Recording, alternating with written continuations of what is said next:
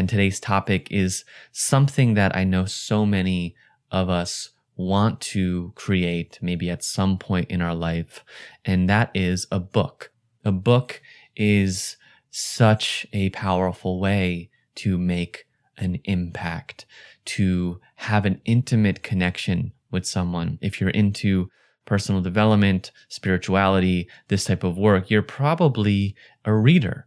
You probably have been changed and transformed from books that have come into your life. And how cool to think of us getting the opportunity to be that catalyst for another human being. And so today I wanted to talk about reasons you shouldn't write a book.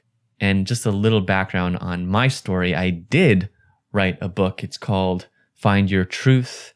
It was the first thing I did on my spiritual / entrepreneurial journey, which I might not recommend.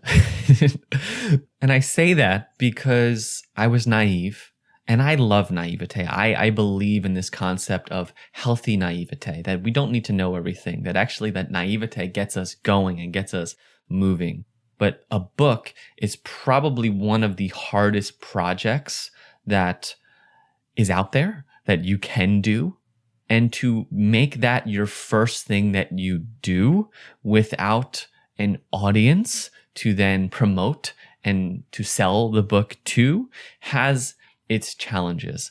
And I needed to do that first. I'll share more of that story as we go along into these topics. I might just consider, if it's not calling you, to not think that you have to start with it. But if you are like me, I needed to write that book at the time that I did. I needed to go through that. And so it was perfect, as it always is.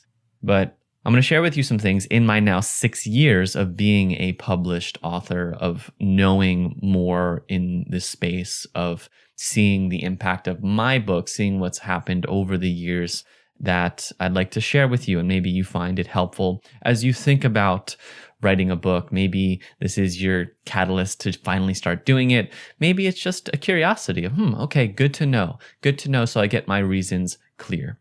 So 5 reasons why you should and shouldn't write a book. Let's start with the shouldn't. Number 1, you shouldn't write a book if you think it's going to be a huge income stream. Yes, that's right. You don't get rich writing a book. So I actually thought when I started writing that if I could write a couple books, get them on Amazon, start getting them to the right people, that it would be this beautiful, continuous, passive revenue stream. And that wasn't the case. That might be the case if at some point you learn how to dial in ads. That's something I'm actually figuring out right now. But for the most part, even if you have a big audience, a book is not going to be a huge income stream. So we need to kind of also decipher if you're self-publishing, if you have a published book. I'm going to keep this pretty broad. I don't want to get too into the weeds of either or, but you shouldn't do it for that reason. And then that's not to say that maybe you don't make some money. Maybe it does become an income stream, but I would caution you if that's your reason to write a book. If you're like, wow, I really could use another income stream, I'm going to write a book. It just might be something to pause yourself at. Now, books can lead to other opportunities for sure. They can help you become more credible, which can lead to different speaking engagements. They create a level of credibility, really, in that way, where you might be able to charge more for your services. We'll talk more about this in a second, but I just would caution you if you think that this is going to be a way to make a lot of money. And not just as a sense of like, well, we shouldn't do things for money, and not just in the sense that we shouldn't do things for money, but just the hard facts that it just probably won't make a lot of money. And so that's number 1.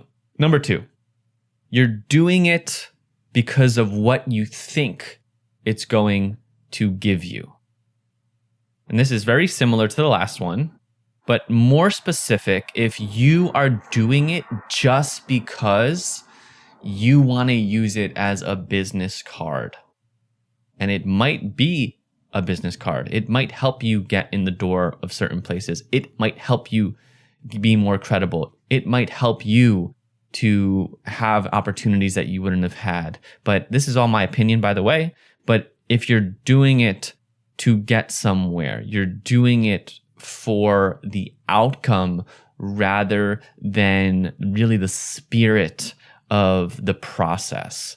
And so if you're just doing it because you think it's going to give you something in the future, it's a huge project to start on, because when it gets hard, it's going to be so easy for you to just stop because you're doing it for that outcome. And I promise you, you might get to the outcome and it might not give you the thing that you think it's going to give you. So number 2, if you're doing it because of what you think it's going to give you. Number 3, you shouldn't write a book because you see everyone doing it and you think you need one. Anything that you are doing because someone else is brings us back to the cliche of, will you jump off a bridge because someone else does?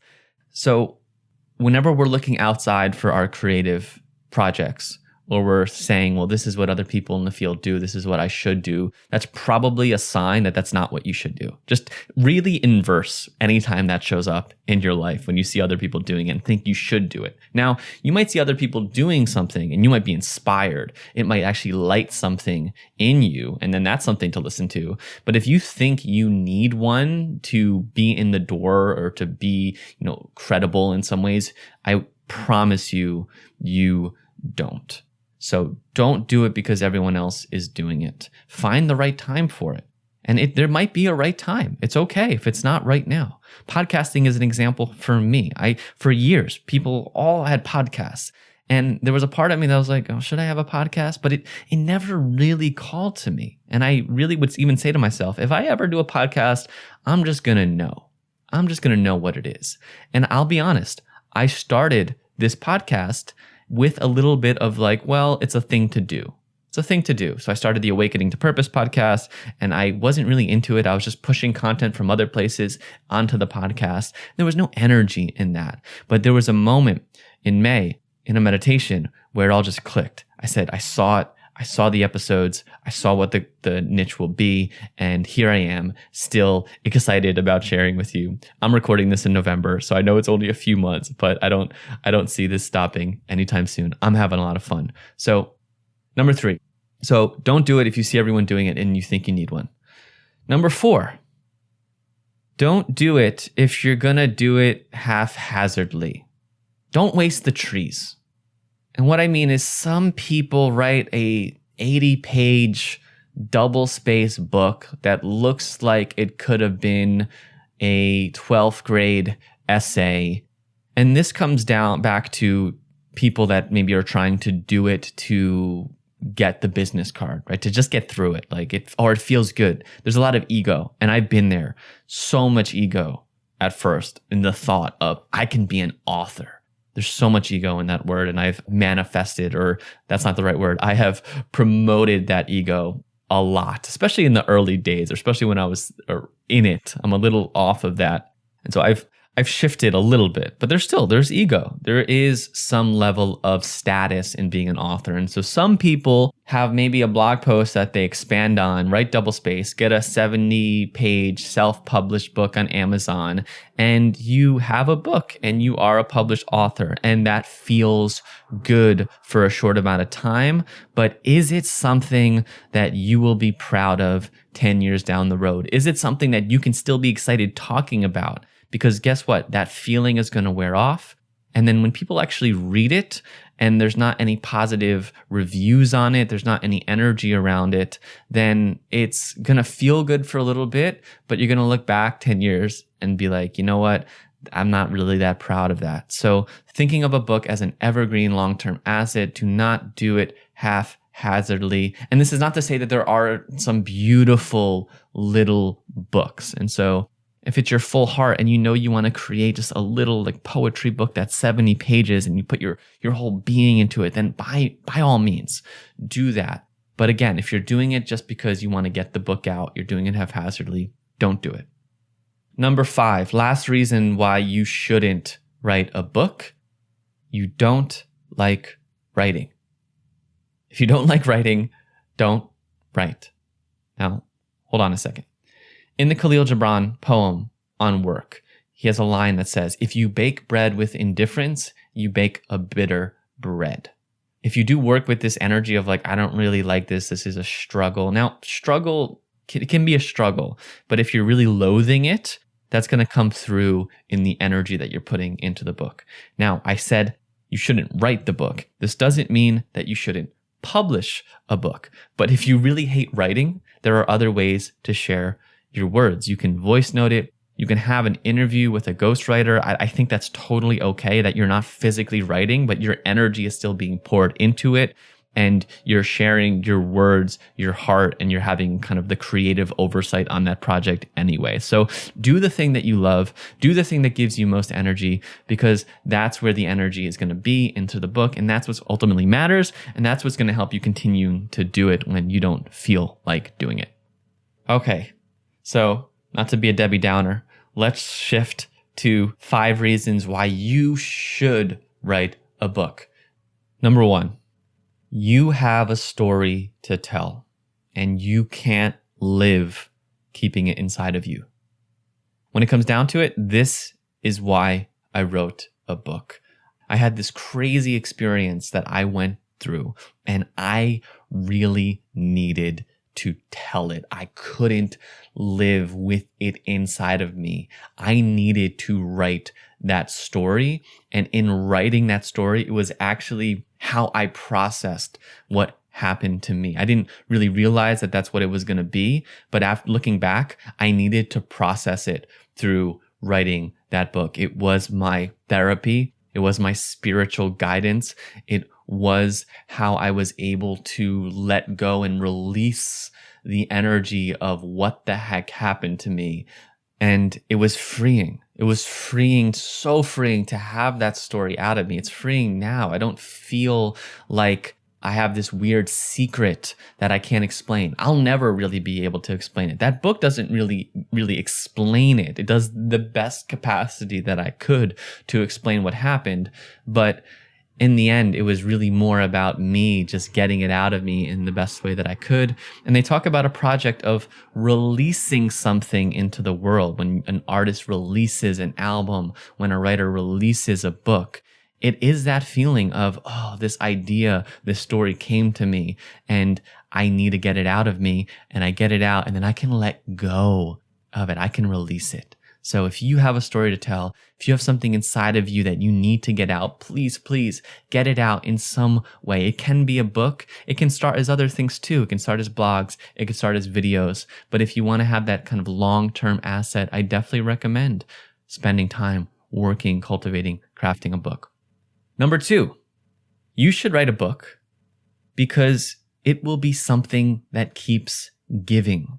And people buy books long after they are published, which is different from an Instagram post. When's the last Instagram post that you watched that was 10 years ago? Probably you haven't, but you've probably bought a book that was 10 years old, 20 years old, maybe 30, 40, 50, 100, 200 years old. Books can become perennial, long-lasting assets. And that's the beauty of taking the time to create a gift and a package of a book. There's a great book called Perennial Seller where Ryan Holiday talks about this phenomenon that if a book actually grows in sales, after that 10-year mark, that there's actually a compounding interest in it, which is why I come back to the last point of why you shouldn't write a book, is to think about this long-term asset that you are creating. I wrote my book when I was 26, 27 years old. Part of me looks back and I'm like, man, what did I know? Yet I read it now and I'm blown away. I'm so proud of it. I mean, I wouldn't say things how I said things back then, but there's a lot of good stuff in there. And I'm sure I'm going to continue to be proud of that first book for a long time and what it represents of who I was at that time and what I needed to get out. So a book keeps giving. So it's a good reason to write one.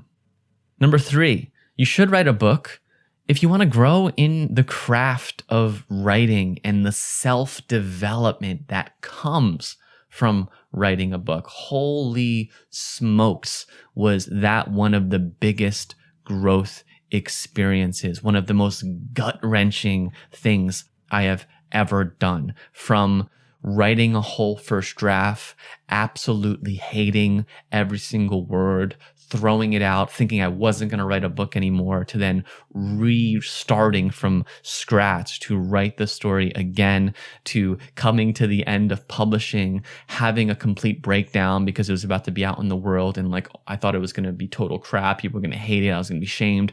All this stuff came out that really forced me to look at my stuff and to develop not only the discipline to write the thing, to show up each day, but also the emotional transformation of feeling the insecurities and moving through that project to actually getting it out.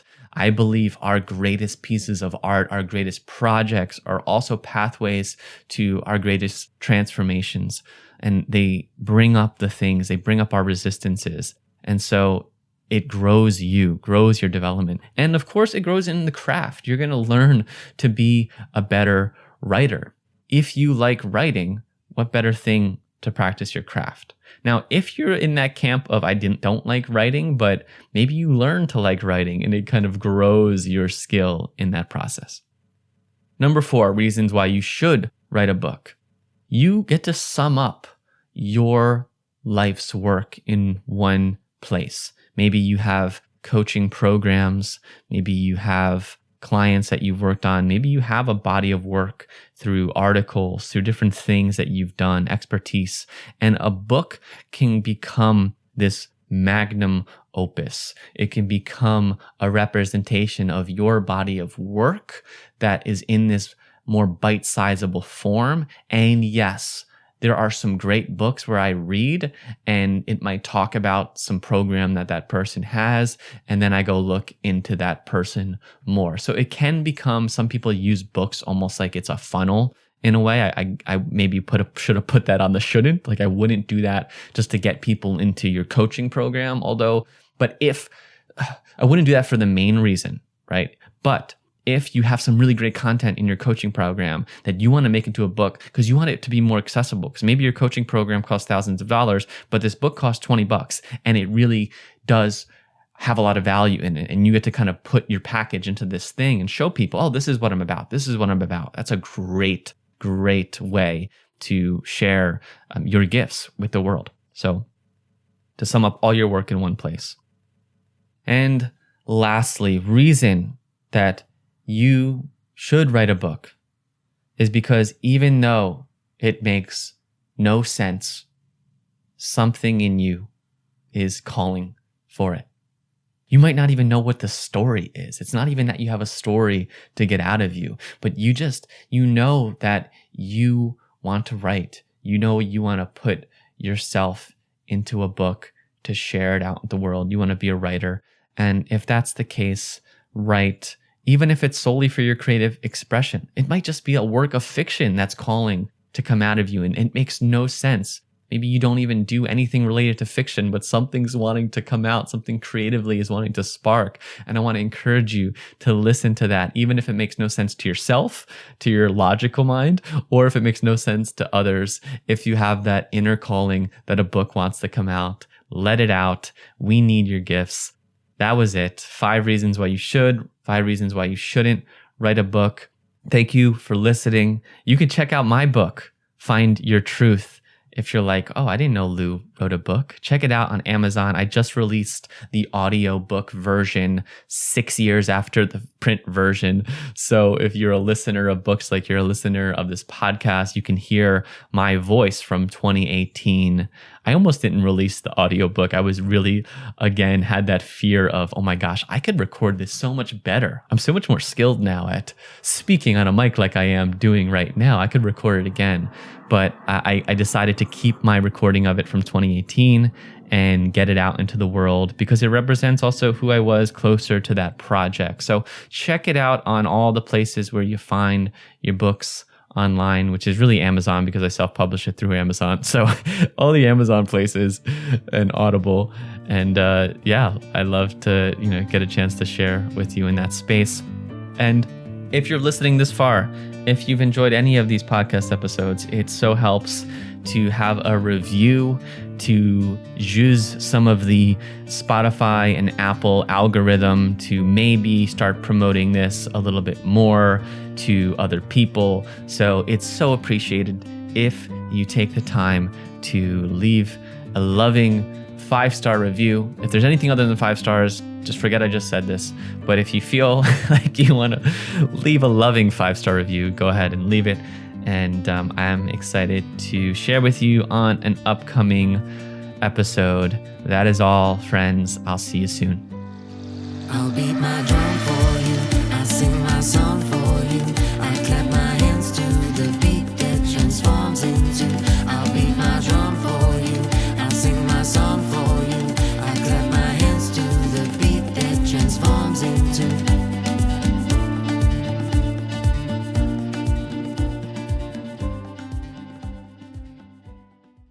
The music you heard is a song called Nova by River Roots. Thank you so much for listening.